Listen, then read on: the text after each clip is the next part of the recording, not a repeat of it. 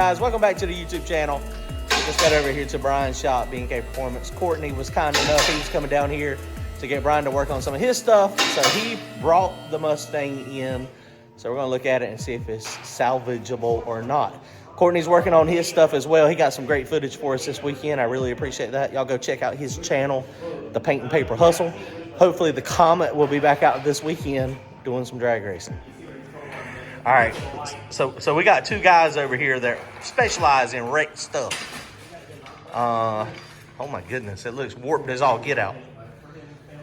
Wow. We hit it pretty hard, guys. That was a big slap. What do you think? Here, go ahead. Y'all go ahead and look at it. No, I'm filming you. Y'all go ahead and look at it.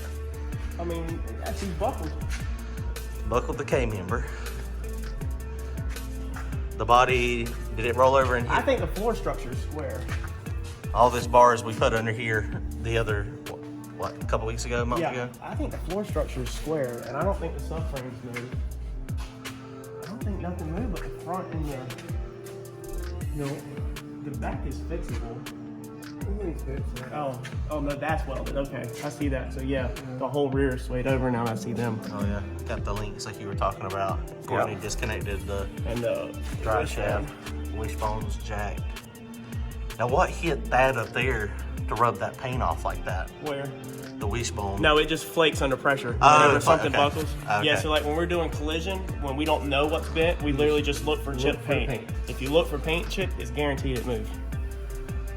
Was this already all over it? Yeah. Okay.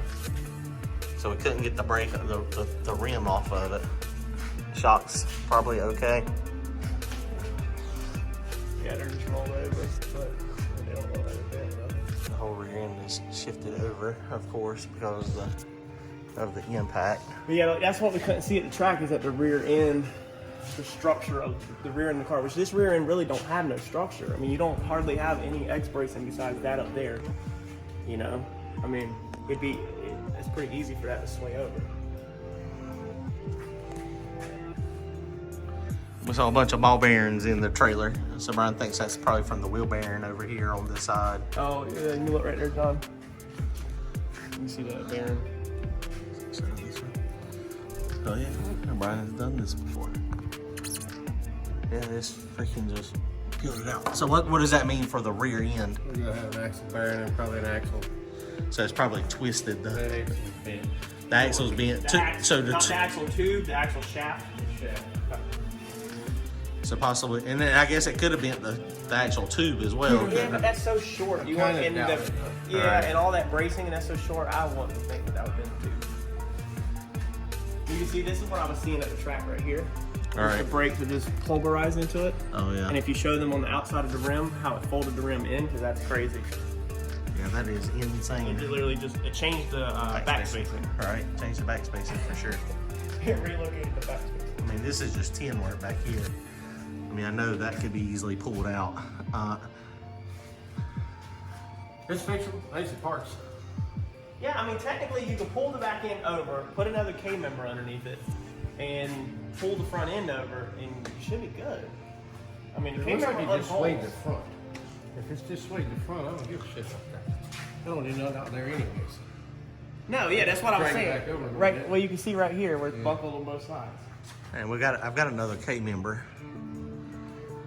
K-member out there in the other car. Yeah, it literally swayed in front of the K-member. I mean, so as far as for dig or die, if you put another K-member in it, the upper should be in the same place, and these bolt holes shouldn't have moved. That bar is like crooked. Yeah, it's definitely buckled in It's front. bowed in. Yeah, but we can also pull that on the frame rack really easy. All right.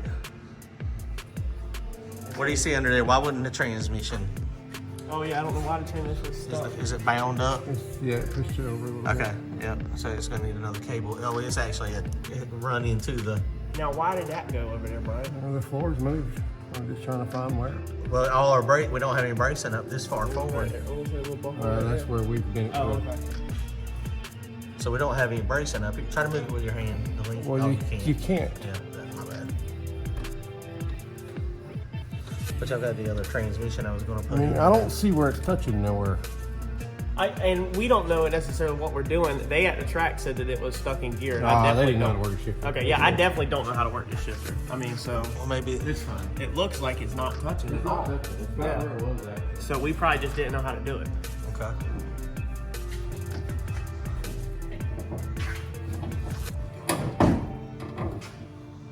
Can we bang that wheel off? Yeah, now that we've moved it. Actually, you might be able to get it off. Yeah. put it Oh in. yeah, it's off completely. Oh, okay. Now that we've drug it in here on the tractor. It wouldn't move Here, hold earlier. that. Ain't tobacco badass to have?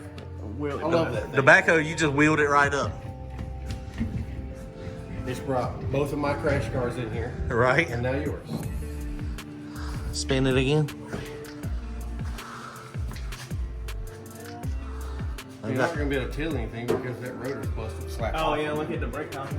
Oh, yeah. The bracket and all that shit's busted. Oh, yeah. But you could take the axle out and roll it on the table, right? And see if it's. It'll be visible. Could it have just knocked the bearings out and not bent the shaft? Yep. How? Oh wow! Look at the, Oh, look at the structure of the car. I mean, we knew that it was messed up. But just, no, I mean, we just duct tape all that. We'll duct tape John into the car. So this is the B pillar, right? Yes. So the B Yes, starts pillar. from the front A, B. So the B pillar is definitely like crushed to death. Yeah. The A pillar up here is crushed, but not nearly as bad. Are you allowed to run digger dive with no doors, John? No, you gotta have doors. I asked for happy. Can it be a plywood door on a hinge with a doorknob? Spin that front wheel. A few wheel tabs and... It's binded up. Okay, so it's on the brake. Yeah, we need to take that off. Courtney, do you have one? Spin this other. Yeah, and it's not tied up. Like I said, Randy sometimes tied up the cuffing work. Randy's always tied up. Yeah, no, mine's wide open.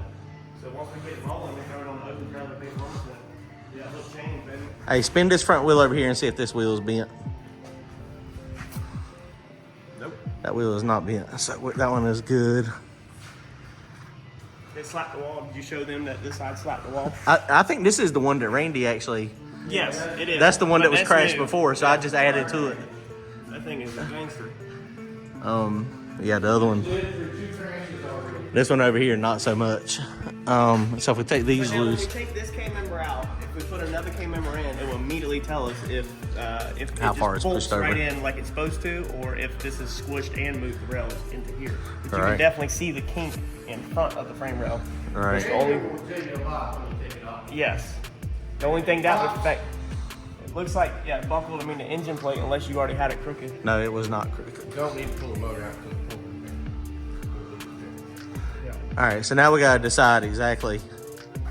We gotta decide if what we're going to do. Drive shaft's in good shape. That's fine. We just gotta decide if we're going to try to piece this one back together. Which, like I said, these two guys here, I mean, they're in the collision industry. Randy's in the collision industry. Bryan and Courtney can absolutely fix anything that's crushed. And the good news is that the race that you're trying to race is already cars that are not fully together. Right. I mean, you know what I'm saying? I mean, that's dig or die is my peeps, right? That's good motors, good transmission, but beater bodies. That's right. I mean, that's just is what it is. because it's back of the track stuff. So I mean, if we can sledgehammer and hook chains and 10 soldiers. I talked to Jason Terrell. He called me the other day, and he was like, man, he's like, just give me the measurements of the wishbone, and he'll get us another wishbone. The heim joints, we probably need to replace the heim joints just because it took a hit. But the thing is, even with, like, I mean, there's articulation there. I mean, the car was still running, motor-wise. So, we just got to decide what we're going to do, guys. I've got another couple options as well. The old car is out there in the back, the old copper coat. So we could potentially put everything in that, but that's stock suspension. You know, the 4-link is much better. I've got another couple options too. So we're going to weigh on it and think about it, and we'll decide what we're going to do here in the next few days. We got a month before dig or die. My car's sitting in the trailer pre-wired. That's true. True story. All you gotta do is take 2 bolts out and take the motor off. That's true. I mean, we could slap it in there. But God, you know how bad I feel if I wrecked yours at dig or die? 2 for 2. Oh my God. Then we'll put mine out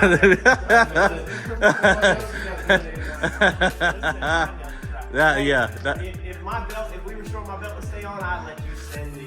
I hate to say it, man, but dig or die is sketchy, man. That back of the track stuff, it's real sketchy. But the wing, yeah. So we'll pull that off and look in there. That just broke my tubes, but luckily the wing did not come completely off. Weight from the inertia. Yeah, I mean, it slapped it. I mean, It finished it off on the ride back through Mississippi, the road, because it was not completely broke like that. Right. And now it's completely broke. Yeah, on Mississippi. the road's coming back, dude. Courtney, you like the way Donald truck rides? Oh my lord. I mean, when you put 37-inch mud tires on 26s, the tire's like this. So You got there's no sidewall. cushion. No And then sidewall. you got the trailer, and you're riding on airbags. I mean, there's no cushion in the back. And it was 20 hours each way. How bad was Mississippi in a court? Dude. If it's brutal in a Honda, you can Yeah. imagine. It was bad all over, everywhere, all the time. All right, guys. Well, Courtney, Brian, I appreciate y'all helping. Donald, Randy, Brandon, everybody. We'll figure out what we're going to do. We'll be racing soon.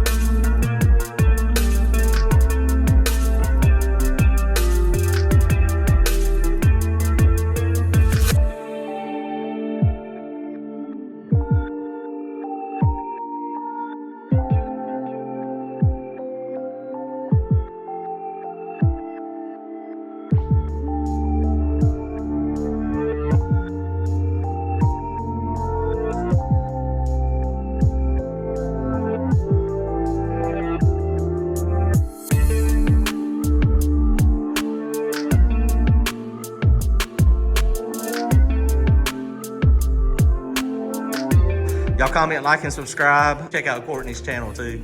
Paint and Paper Hustle.